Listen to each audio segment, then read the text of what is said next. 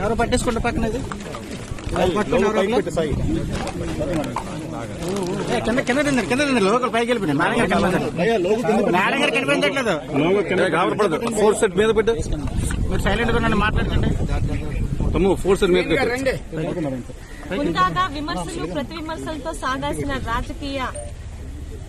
రాజకీయాన్ని 5 సంవత్సరాలు భ్రష్టు పట్టించి గత 5 సంవత్సరాల్లో నిజాలు మాట్లాడినా విమర్శించినా కూడా అనేక సెక్షన్లతోని ప్రతిపక్షాల మీద ప్రశ్నించే ప్రజల మీద తప్పుడు కేసులు తప్పుడు సెక్షన్లు పెట్టిన ఆనాటి వైసీపీ ప్రభుత్వంలో మంత్రి కాకముందే మంత్రి పదవి గురించి ఆశించి ఈనాటి ముఖ్యమంత్రి ఆనాటి మాజీ ముఖ్యమంత్రి అయిన చంద్రబాబు నాయుడు గారి మీద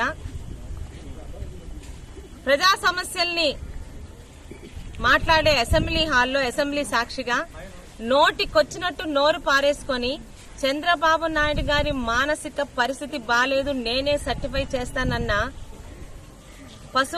మాజీ పశువుల మంత్రి గారి మీద ఈరోజు పలాస టీడీపీ కుటుంబ సభ్యులందరూ పోలీస్ స్టేషన్ లోని కంప్లైంట్ ఇవ్వడం జరిగింది. దాన్ని ఎఫ్ఐఆర్ కూడా రిజిస్టర్ చేయమని చెప్పాము, వాళ్ళు చేస్తారు. చెప్పేది ఏంటంటే అధికారంలో ఉంటాము కానీ ప్రజల్లోని ఎప్పుడు ఉండాలంటే కొన్ని విలువలతో చూస్తున్న రాజకీయాలు చేయాలి. నోటు పారేసుకునే వాళ్ళకే మంత్రి పదవులు ఇస్తానని చెప్పిన జగన్మోహన్ రెడ్డి ప్రాపకం కోసం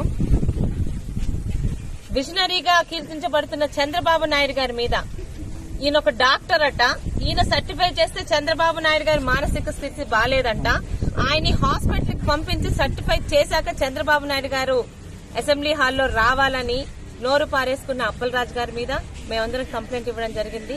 ఖచ్చితంగా దీన్ని ఎఫ్ఐఆర్ కూడా బుక్ చేస్తారు.